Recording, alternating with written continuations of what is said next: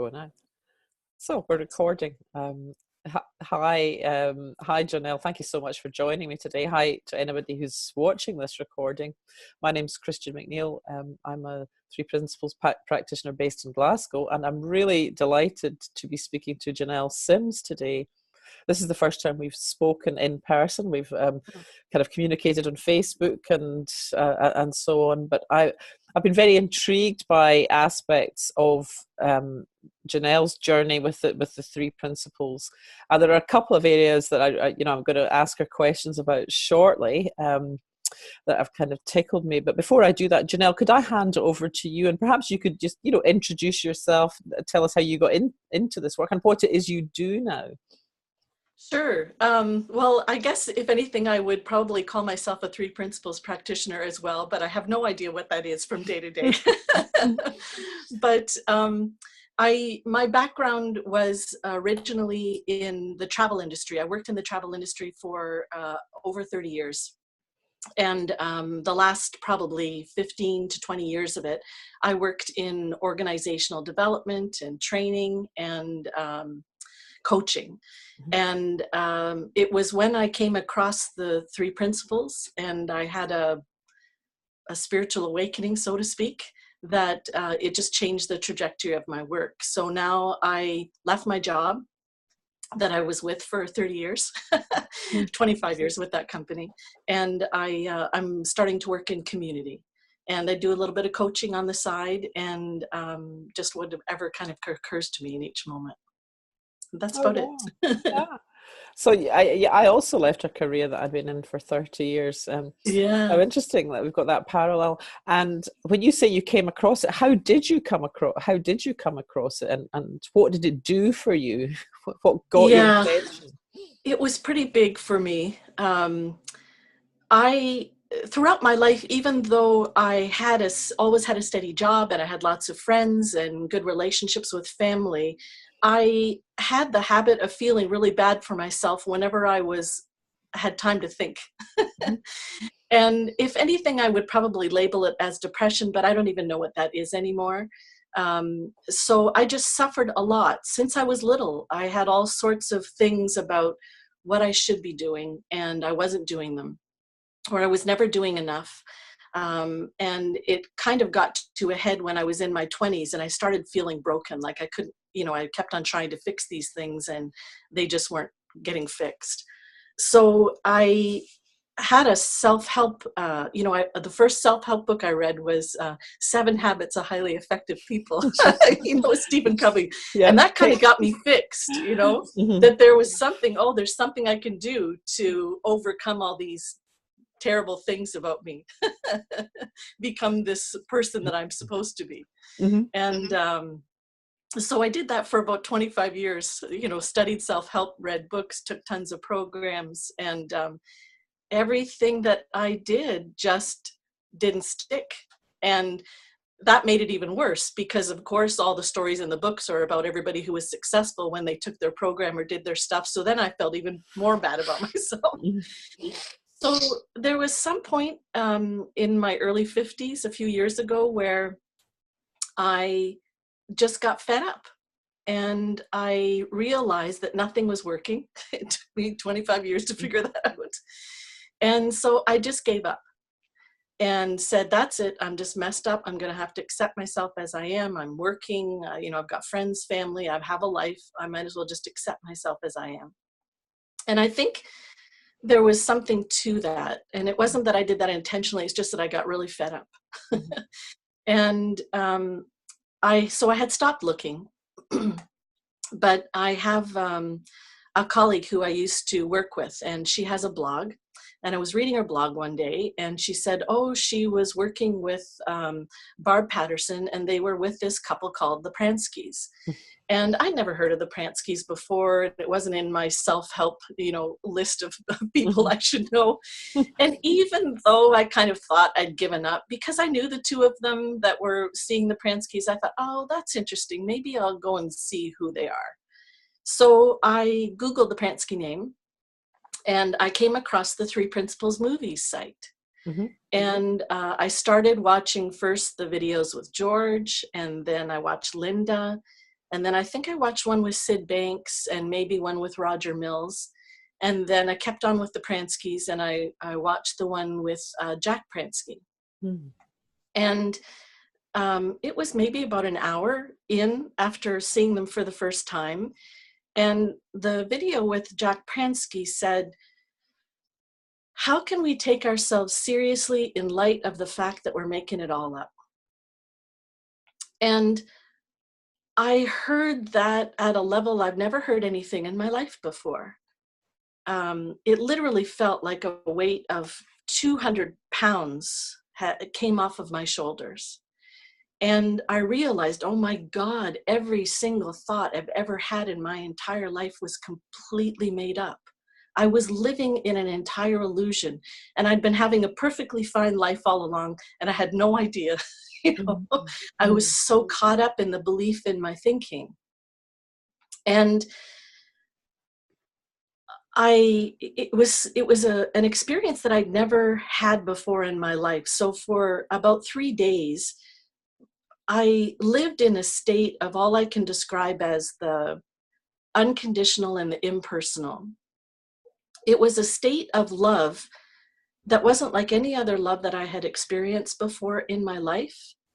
And the only way I can explain that is all the love I'd ever had for my husband or my family or my friends, my past loves, they were all personal. I had I kind of had skin in the game. There was an attachment to them, and I would feel lost if I loved them. And I wanted them to like me, that kind of thing. I didn't want to disappoint them. All those kinds of pain attached to them. And this love was completely different than that. It didn't have anything to do with me personally. It was completely impersonal and unconditional. And it was like I could walk around being inside of myself, walking around as myself, but also watching myself from the outside, as if I was maybe in a snow globe or something. I could stand outside of it and watch the world going on. And everything was beautiful and perfect. And there was no right, there was no wrong. There was just this impersonal observation of the world. And I realized that, oh, that's what God is. That's what all the whys are pointing to. That's everything. And then I saw, oh my God, well, that's why everyone has addictions, because they're having this flow of thought that doesn't feel good, and they want to feel better, and so they're doing all sorts of stuff to make themselves build it better, not even realizing that they're making it up, that it's coming through them, So I just had that, and I just had for those 3 days that living in the state of the unconditional, the impersonal moment. I call it my my Eckhart Tolle moment. And I just had insight after insight after insight, and it just made life so simple and so clear. And yeah. So that's what happened. Oh, that's lovely. Yeah, phenomenal. And what did your husband make of that? Well, this is the funny thing. So I knew I'd had a spiritual awakening of some sort for me, because it was something I'd never experienced before. And I knew that it was incredibly profound. And I knew that if everyone knew this, that we'd never have wars. We would never fight. We would never, there would just be no reason to, because it doesn't make sense. When you're in a state of loving everything and everyone, nothing makes sense to do anything bad to anybody else, So I wanted to tell someone, but this is crazy. Well, I don't hang around with spiritual people. I don't know spiritual people. I don't, the only book I ever read actually was an Eckhart Tolle spiritual book. So this is totally out of my thing. And here I am with this experience. I'm going to tell people that I'm like an alien on Mars or something. I don't know, So I had some insecurity initially about sharing it, because how do I explain this? And then by the second day, I just couldn't hold it in anymore. There was just so much freedom, and I just needed to share it. So I chose my husband, and he was working that day, and he came home, and it was, I think it started an early morning, and so it was probably around 9 or 10 o'clock at night when I told him, and he started work early in the day, so he was a little bit tired. But I shared what had happened and what I'd seen with him. And one of the experiences that I'd had when I had this was, not only was it understanding of the truth of life, but it was extremely hilarious. Like, I just couldn't stop laughing. I thought it was so funny that we're all crazy and we don't even know it, that we're all making up stories in our head and believing it. And so when I was sharing it with my husband, I was sharing that and giving him information about what the principles were. But what was really interesting was that he wasn't jumping up and down. He wasn't going, "Oh my God, this is the answer to life. This is everything. This is the end of all wars." Like, that's not the way he was responding. So then that was my first, real indication. Oh, okay. You can't just tell somebody this and they get it. It's not something that you get in your head. It's something that you get somewhere else. And I have no idea where that is or how that happens, but oh, okay. You just don't get it. Now, he was polite and, he listened. But what was funny was that he fell asleep when I was showing them video of Jack. So that was just kind of like another indication. Oh, okay. This isn't going to be something I could just share with people if I want to. Not that I haven't kept on trying, but it was just, yeah, I realized right away, okay, you get this when you get this. Yeah. Yeah. And that was one of the things that I was going to ask you more about him, because it's one of the things I heard about you before I met you, that Yeah. that eventually this had come to have significance for your husband too, and that he had somehow managed to pass that on to his colleagues with us, and everybody had been generally positively affected by that. But I'd love to hear you tell us about that. Sure. Well, working as a corporate trainer and in the field of organizational development, I would learn a lot of things at work, and I would come home and we would have pretty good conversations about that, my husband and I. And he's generally a pretty good listener. And it got to be a joke that he always became my best student, because we'd just be having casual conversations about things, and invariably every technique I learned that I taught him, he used it back on me, and it would drive me crazy. Oh, Karma. you're using that technique on me. That's right. He would always end up doing it better than me, So this was no different than with the principles. He tells me that when I shared the principles with him, he saw some common sense in it, but he didn't get a big insight like I did.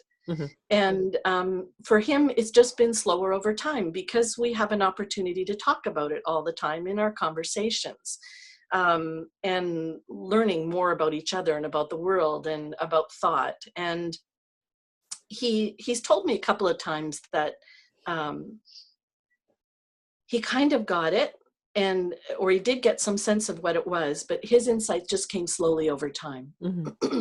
And one of the interesting things is he has kind of a bit of a lawyer mentality in a way. I know you have a bit of background in that. And the funny thing is that whenever I used to argue with him, he would always win the argument. I could never win, And another thing that used to frustrate me. So, but he said this was the first time we would be having discussions and he'd present me with something. And while I was in that state for those 3 days, there was nothing that he gave me that he could win. So well, what about this? Well, what about this type of person? Well, what about that? Isn't that thought, whatever it was. And he couldn't. So he knew there was something to it.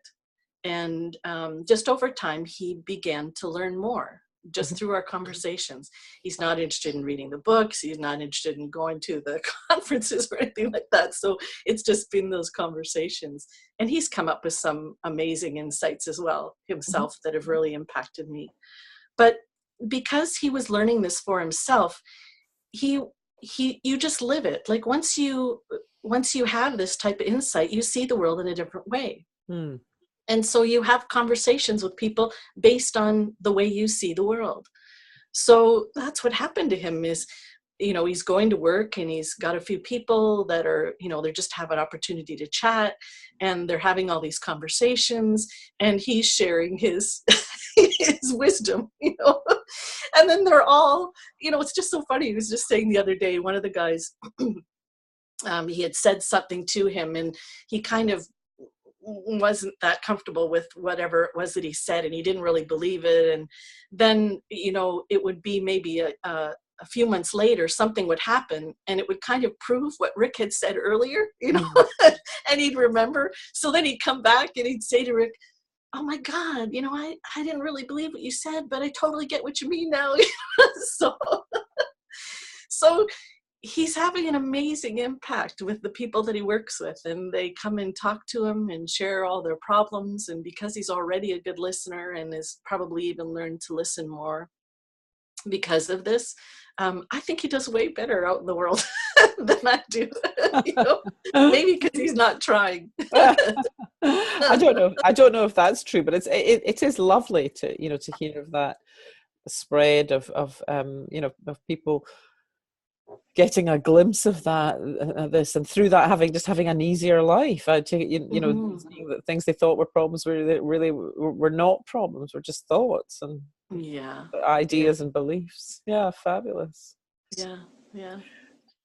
And so, in terms of yourself at this point, when were you still in your trainer's job when you and how did it go from there? Yeah, I had my insight in May of 2013, and I worked until about July of 2014, and that's when I left my job and just started trying to do this full time with my husband's support.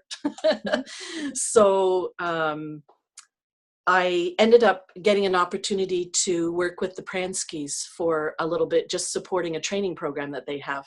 And since that's my background, I helped them with a bit of the logistics that they needed help with for rollout.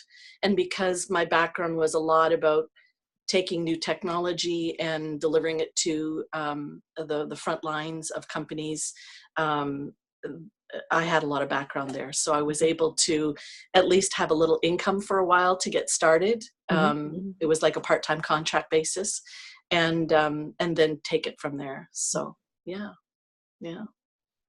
And this is just the business that's developing and continuing now. So I had the contract basis with them, but the other thing that happened for me was at the same time that I had kind of given up on my depression, we had some next door neighbors that had moved in, and a neighbor had sold his house that had been with us for a long time that we just loved. And they ended up selling it to rent out. We didn't know it was rented out. We thought someone bought it and was moving in. But the family that moved in that ended up renting it was really suffering. There was lots of drugs and alcohol, and there could have been prostitution. We don't know. But it ended up feeling really dangerous for us here. And because of that, we went to the police, and the police said, well, there's nothing you can do about it, but shouldn't be too much of a problem. We don't expect them really to break into your house anything, but maybe keep a bat at the back door. And then my husband's going online looking up information about gangs, and we're getting totally, oh my God. So we decided we were going to sell, but it was the middle of the winter. And it's not a good time to sell your house here in Canada. And we weren't ready to sell. And we didn't really want to move. And we couldn't agree where we were going to move. And so it was just, everything was going bad. And eventually we just gave up on that too. So said, okay, we'll just stick it out for a year, see how it goes. And it ended up getting worse. They were having, it's almost like it became a community for the drug addicted and alcohol addicted. And everybody would come there. And so there was tons of damage to the home. There was parties all night, loud music coming through the walls of our house, and just a lot of damage around the community. And so we got really, really caught up in that. But eventually we gave up on that too. And that, when I gave up on that, and I gave up on my trying to fix myself, that's when I came across the principles. And one of the insights that I had when I had my experience was, oh my God, they're exactly like me. They're just feeling their thinking, and thinking that they have to do something about it, whether it's to lash out or whether it's to feel better or whatever it is. And before, when I felt in some way that they were kind of less, and I was frustrated with them, and I knew that they were suffering, but they were still in, it was, thank God that's not me. That's kind of the way I felt about it. Mm-hmm. And when I had this experience, I just fell in love with them. I realized that there was nothing to fear, first of all, that no matter what happened, I'd be perfectly fine. And I just fell in love with them. And I realized that that's where I want to work, that I want to work in community. Mm-hmm. And so that's what I've been doing since then. Besides a little bit of coaching on the side and a little bit of contract work where I can get it, I do most of my work in a homeless shelter here in Winnipeg.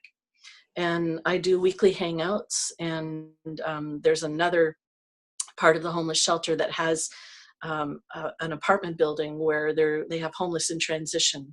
Mm-hmm. So some of them have jobs, but at least this place gives them a place to stay and food to eat, so that they have meals made for them, breakfast, lunch, and dinner. Mm-hmm. So that's my work all the time now, pretty well, besides, working on my insight and so my website and so on. Mm. Yeah. And that's been amazing. They're so challenged, with their backgrounds and the stories that they have, and their suffering is unbelievable. And I'm shocked by the stories that they tell me a lot of the time about abuse and torture and just the worst part of humanity, but I know that they can see what I've seen. And I'm not able to reach most of them, to be honest. It's just a few that come in every once in a while that I get a connection with. But I know that anyone there can see what I see. I know that if they had any sense of who and what they are at their core, if they got some sort of insight into the true nature of the craziness of their thinking, or like I said, who and what they are, then they begin to get freedom from that suffering that they create on top of their already challenging circumstances. Mm-hmm. So that's kind of been an amazing experience. And it's also something I get to share with my husband. It's kind of, I was saying the other day, we kind of have this unwritten agreement that I go to the shelter once a week and to the other place once a week. And I come home with stories. And that's my payment to my husband for being able to do this work, So he supports me in doing the work, and I get to share the stories that come from the homeless shelter. Oh, lovely. Lovely. Jonelle, you've used the word insight quite a few times, and it's a word that any of us in the Three Principles world are familiar with. But one of your posts on Facebook caught my attention recently. You were writing about this. You're writing about the difference between sort of hearing the words, understanding the words, and insight. And I wonder, if I could just invite you to say a little bit more about that just now, if you would. Well, that kind of started from my that first experience that I had with my husband when I was sharing the experience that I had. When I saw, oh my God, I'm telling him the truth of life. He's not getting it, you know? And I've just seen that ever since. Like, you know, when they talk about the difference with Sid Banks, I've heard say a few times, the difference between knowing and knowing. You know? That to me is the difference. And I can really see how we can know something intellectually and it doesn't at all in any way, shape, or form affect our behavior because it's all up here and it's not down here. And to be honest, not only is that applicable in the principles, but I realized how it was applicable in all of my work that I did before when I was working as a corporate trainer, because I could see all sorts of people that could complete an assessment, you know, on learning that was just delivered, and they get 100% on it, you know, so they know all the right answers. But when they go back into the workplace, they don't ask open questions, or they don't listen, or they, you know, they know what those things are and they can answer them on a test, but they haven't had something that's moved from here down to here that's made a difference in their behavior.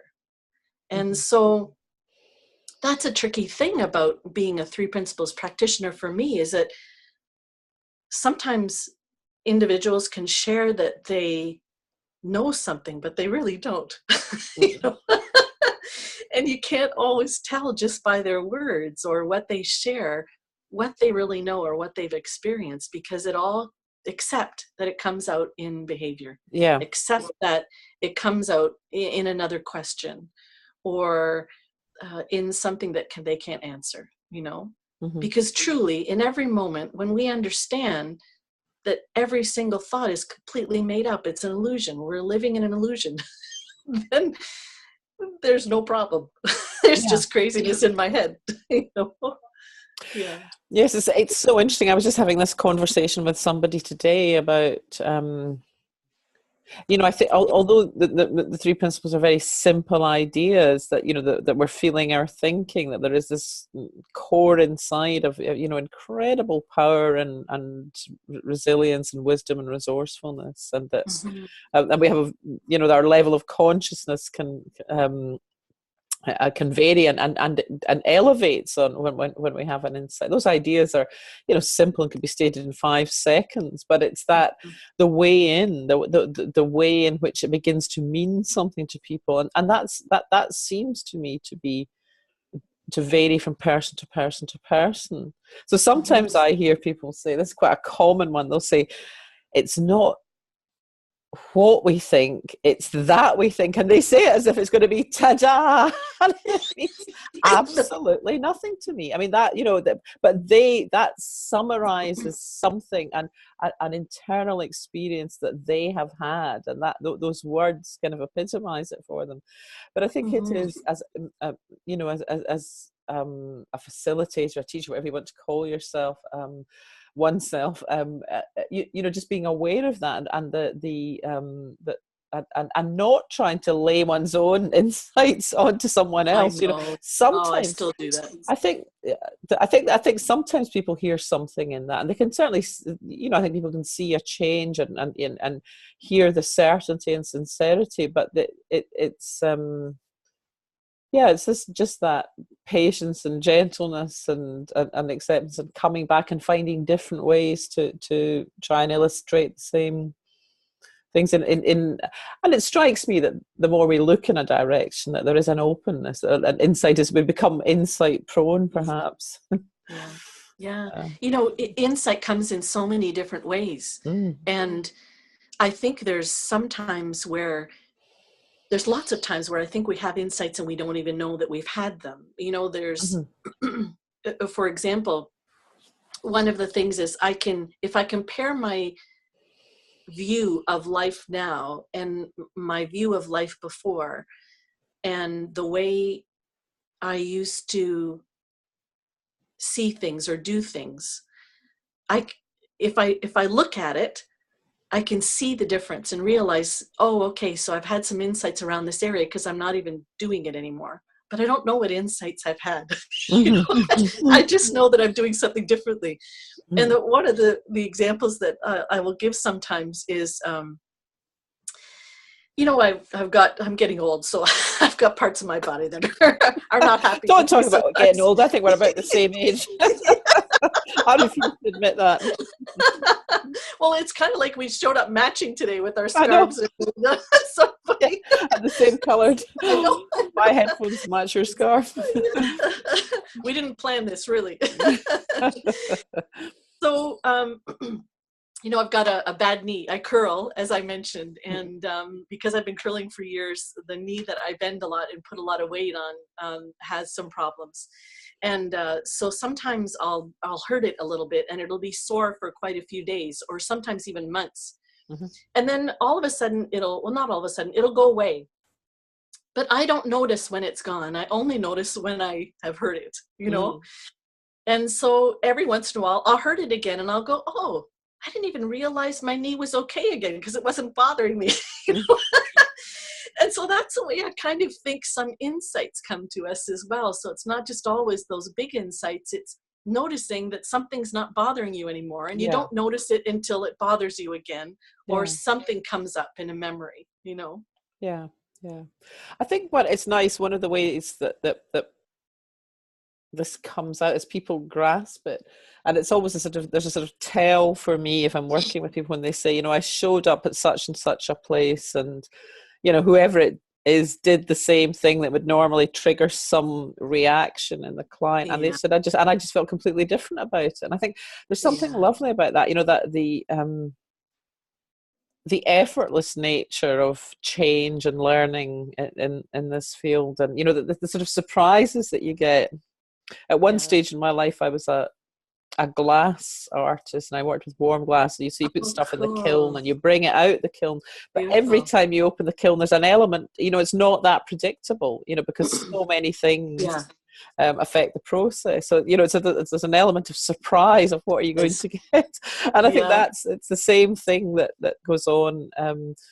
Once you've been touched with three principles, there's a process that starts, and and some people it goes quickly, and some it goes slowly. It doesn't make any difference, but it's that changes happen without conscious effort, without conscious intention, and it's really lovely. I see, or I've had just some amazing things that have happened with some of the people that I work with at the homeless shelter, where they've had some big insight, and you can tell when it's been a big insight for them because of the way that they talk about it. It's not just repeating back somebody's words.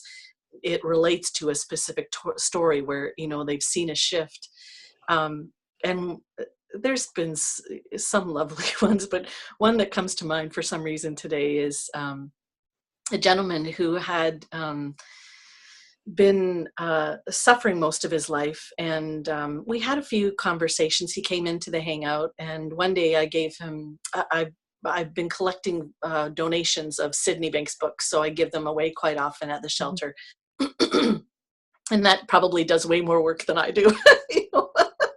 I should just stand out and give his books and forget about saying anything sometimes, I think.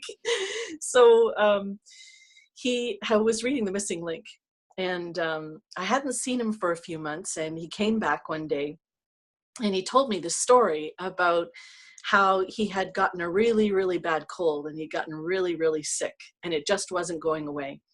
And he's Aboriginal, and one of the treatments that he was doing was a sweat lodge. So he'd gone to a sweat lodge to see if that would help, and it didn't help. And he tried all sorts of medications and all sorts of stuff, and just nothing was working.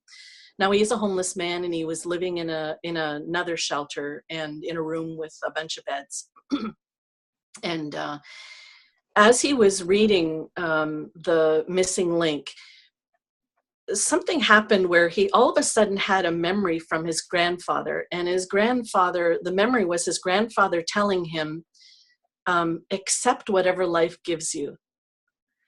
And he realized that he heard that at a deeper level than he'd ever heard it before. What do you mean, accept life, accept what life gives you? And he heard something deep in that. And when he kind of remembered that, had that memory, he was just kind of heading to bed. And he realized, oh, I just need to accept whatever life is going to give me, whatever God's going to give me. And so he just kind of went, okay, I give up. I'm not fighting this anymore. I'm just going to accept this sickness that I've got. There's nothing I can do about it. God, it was kind of like he held up his hands and he said, okay, God, give it to me. I'll take whatever you can give me. And he woke up the next morning and he was completely healed. Wow. And he, the guy, but this is the cool part, the guy in the bed next to him says to him, hey, what happened? You've been really, really sick and you're fine today. Like, you look great. What's going on? What happened? And he told him the story about what, the little whisper he'd heard from his grandfather and what he said, and he realized what he was. And he said, I gave in. I accepted. I allowed it to happen. I gave up and allowed it. And he said, so as the guy next to him said, so you mean if I just accept whatever happens, I'll be able to be better. I'll be able to get out of this situation. And this was the part that I knew where I knew he realized what he'd seen. He said back to him, no, you can't just accept it. You got to believe it. Mm. So then I go, oh. Yeah. And you go, oh, he's seen something. Mm-hmm. So it wasn't just, a random, he knew what he felt. He realized the truth of it. And just, you realize that, oh, he saw the truth in what his grandfather's words were. He saw something deeper than just an intellectual accept it. Yeah. And it's that story's a lovely illustration of the thing that Sid used to say. I mean, obviously, I came into this after Sid had died, but but the thing about the answers being within, but it wasn't presented as a kind of riddle. It was I think we help each other know where to look and know how to find those and recognize when we found them. But it's a lovely illustration that guy, from whatever he got from you, was looking in this direction, and then his own awakening happened, and very, based on what had already occurred in his life and what was unfolding right in front of him. It's lovely. Yeah. So you see, so I get opportunities to see things like that, and when I do see them, I kind of see what I do now as, really, I think I'm terrible at helping people. I doubt that. I am just here to learn. Like it just seems to be that's what I go there for, is to learn, because I keep coming home with these amazing stories. There was one time a little while ago where this one guy sitting in there was not saying anything, and there was a group of 3 or 4 of them, and we were just having a general chat, and oops. Are you still there? Yes, I am. Yeah, I just lost you for a sec. Great. Sorry Yeah. Sorry about that. He'd been really quiet through the whole thing, and all of a sudden he just kind of lifted his head up, and he had dark glasses on and a hat on and a hood on, and so you couldn't really see him, and he just looked up and he said, and it was just completely out of the blue, he said, I realize I've been a teacher all my life. I even taught my mother how to be a good mother. And I thought, oh, whoa, I want to, it had nothing to do with anything that we were talking about. You could see that he'd seen something really deeply. And it's an insight like that even though I didn't have the same insight, it did touch me at some level other than just my head. And so it often comes up to me that, I joke around that I really don't do much, but I'm always a teacher. no matter what state of mind I'm in, whether I'm doing this really well or doing it really crappy. And we're all teachers to each other all the time. And they are my teachers all the time. You know, I'm constantly learning new things and bumping into my personality and bumping into, you know, all this heavy thinking that, that we carry around in our bodies. So yeah. Oh, lovely. Come up with stories like that all the time. Fantastic. Jonelle, I'm conscious of time. There were just a couple of little sort of you know, logistical things. You at one stage had a list of resources. Is that on your website? So I have a website called Procrastination Publications, and it comes from, it doesn't mean anything in the Three Principles world, but it's just funny. One of the ways that I survived with all my insecurity all my life was to make fun of it. And I used to be known to deliver Christmas cards and birthday cards way after people's birthdays and holidays. So I created a website called Procrastination Publications, based on a newsletter that I used to do for my family every Christmas. So that's why it's called that. It's just my little inside joke. And I just started collecting resources. When I came across this in 2013, there wasn't a lot out there at the time. And so I started, you know, finding books and I thought, since I was collecting them for myself, and since I already had this website, and since it was easier just to post links online instead of keep them in a book somewhere, I just started collecting them. And I found more and more and more. And now it's turned into a 90-page document. Oh, wow. Well, I'll put the link below this video, and people can check that out for themselves. And presumably that has your contact details too, if somebody wants to work. So I've got my contact on the website, and the website strictly it's got nothing to do with my business side at all. I haven't created a business website yet. It's just for the Three Principles community, and where I post blogs and puts to cool stuff that I like. Oh, lovely. So it's just my place to play and to share for those in the Three Principles community.